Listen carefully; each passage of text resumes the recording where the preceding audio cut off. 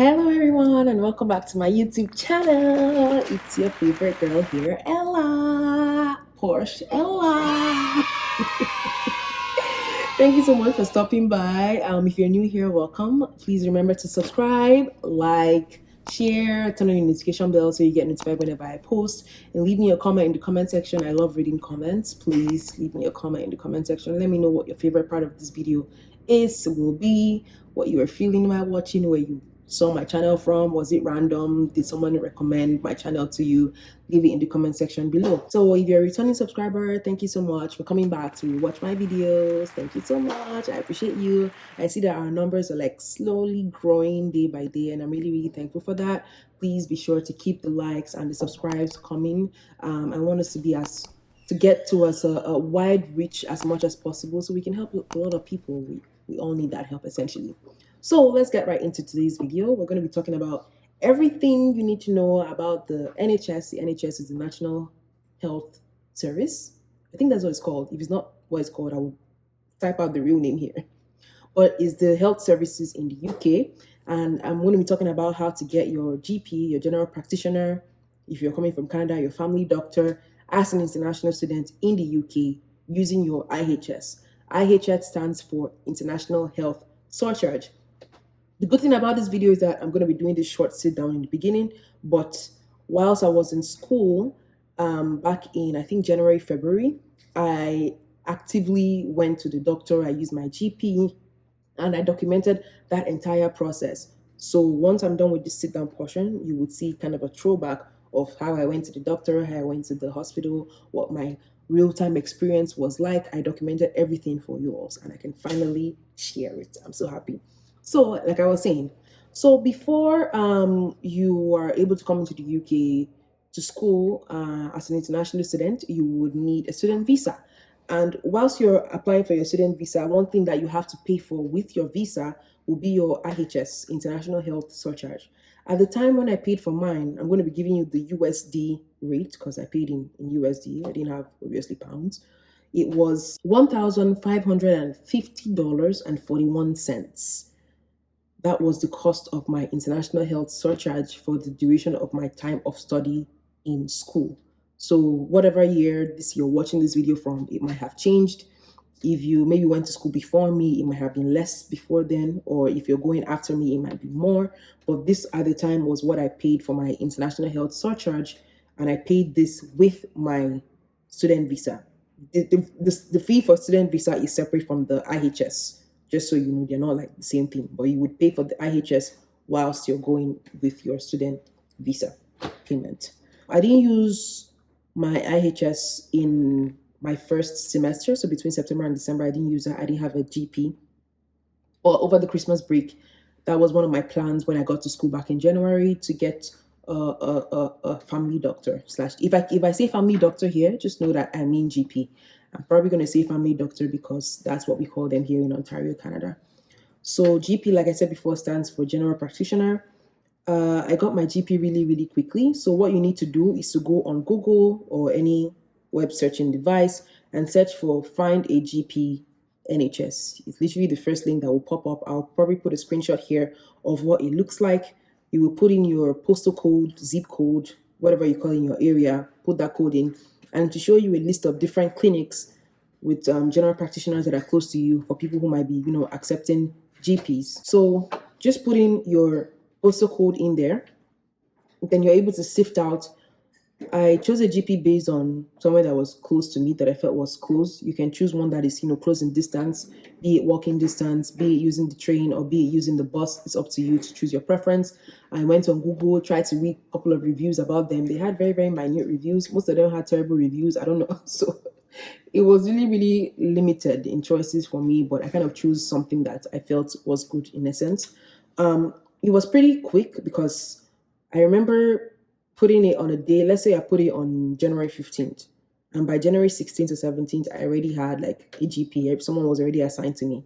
So that was one big difference for me coming from Ontario, because I know when I was looking for a family doctor here in Toronto, I was on the wait list for about 8 months plus. Because here, your family doctor has to accept you. They have to be a doctor looking for patients. So unlike in the UK, I just got assigned to somebody, so I wasn't able to really research who my doctor was, where they were from, what their practice was like, how many years experience. No, somebody was literally assigned to me, and that was okay. Eventually, you would see what it was like when I used the services in reality earlier this year.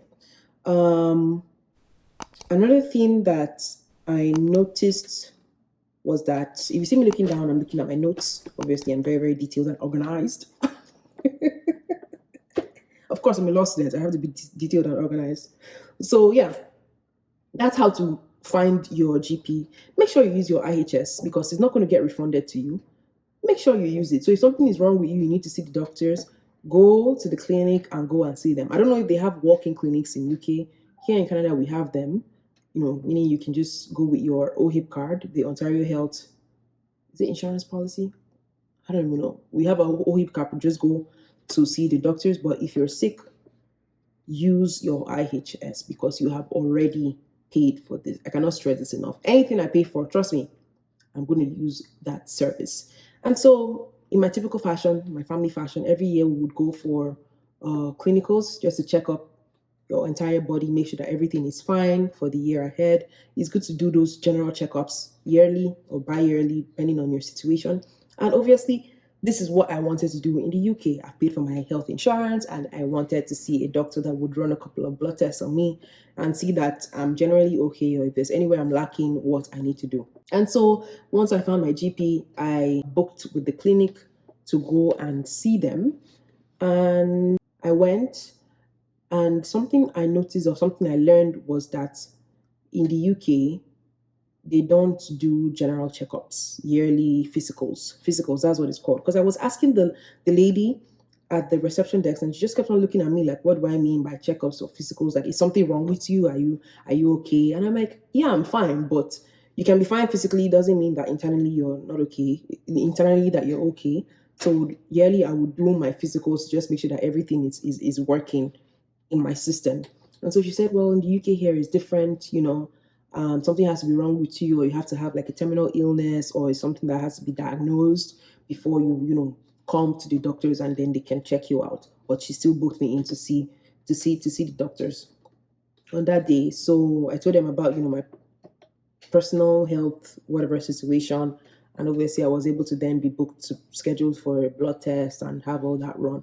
But essentially, you have to know what you are going for to the doctors, and it's good to just have this background information that unless something is wrong with you, they typically will not send you for there's nothing like a physicals over there, yearly physicals in the UK, unless you're really old, you're an elderly person and stuff like that. So that was a shocker for me at the same time. But still, I still got mine done.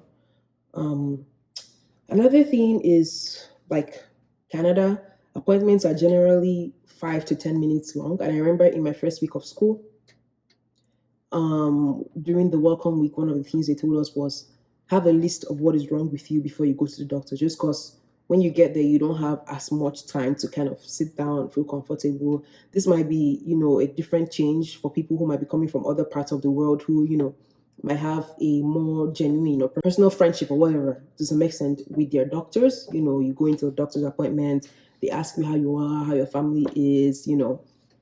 Here in the UK, it's pretty much different. Very similar to Canada. You go in, you tell them what's wrong with you. It's like breathe in, breathe out. Start from your worst illness, if that's the case, and then just outline it down for them so you get it going as it starts. The next one will be as the summer months drawed near before I left to come back home, I noticed that more slots were getting booked. I don't know if it's, people are not coming outside during the cold winter season, but that was what I noticed. So if you have things that you would like to schedule, you have to book ahead of time.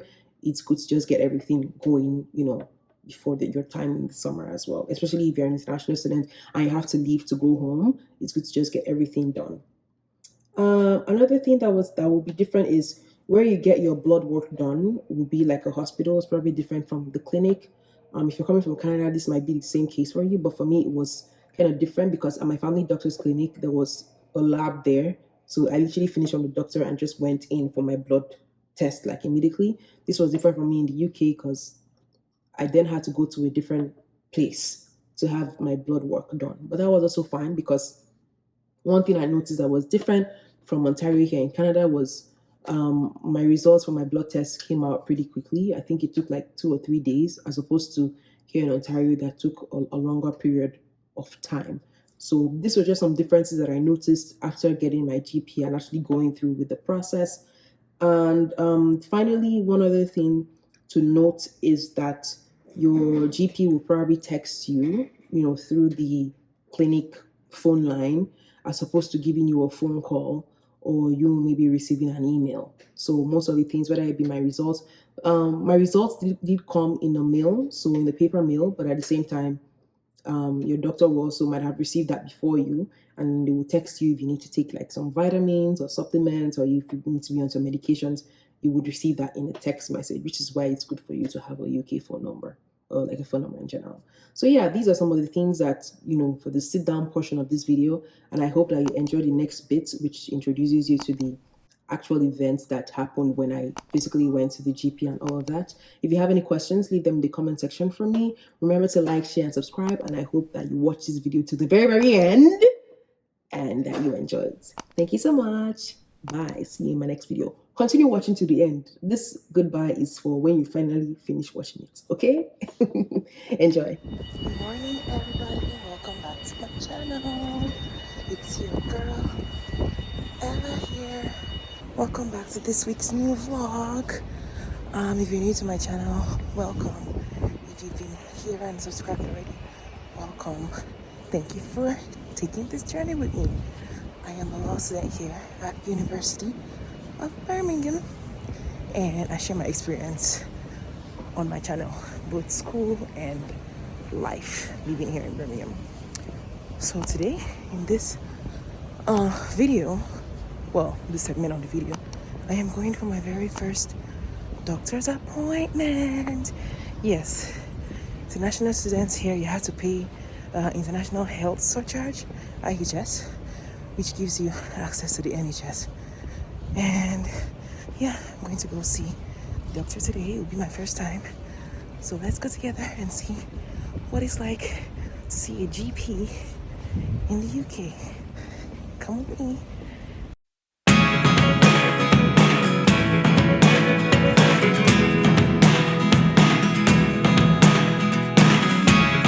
Never really know what's going on. Look at me sometimes like all you want to do is run. Hear me out, hear me out. It's all the things you never show. So I've just been called in after waiting here for almost 2 hours. So annoying. I've just finished my appointment with the nurse. That literally took like 10 minutes. And I had to wait for 2 hours. But she apologized, which is fine. Where's my way out?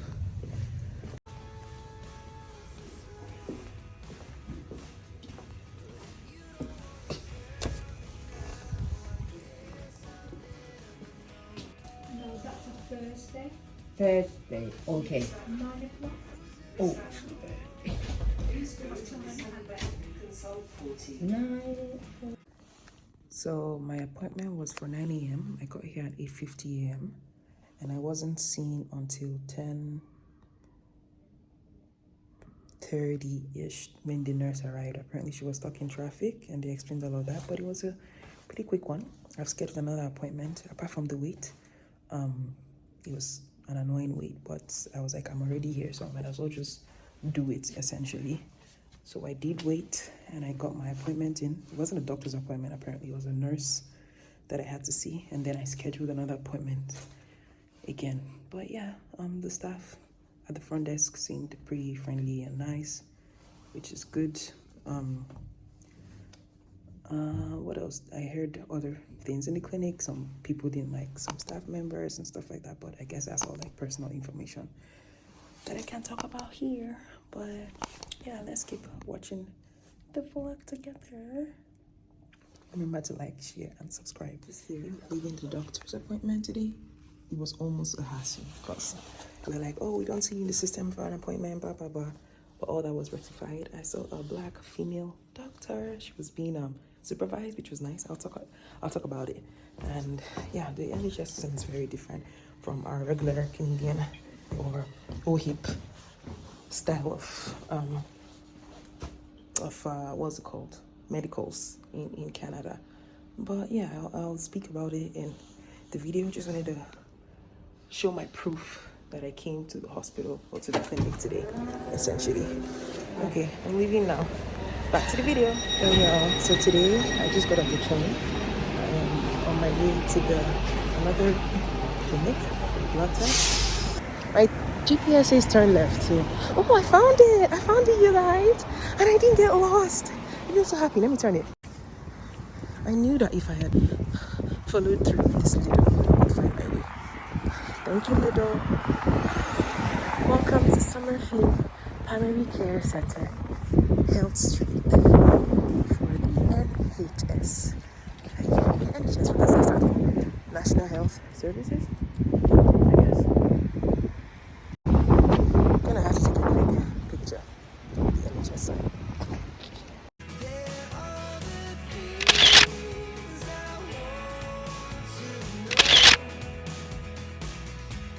I'm only gonna film myself just for like people's privacy, and I'll tell you how it all went. Let's go. It's a nice space. The person at the reception said I should wait and I'll be called. I am about 30 minutes early, which is fine.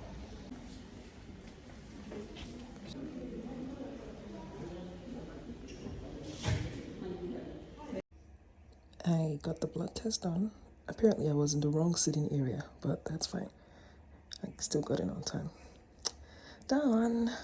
So I gotta now wait for my results for whenever they come, and we'll see how that proceeds from there.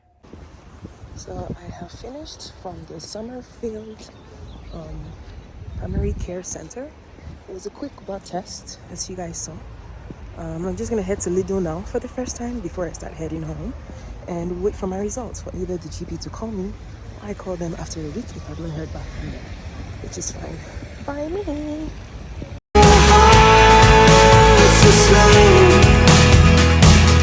But if you don't wanna tell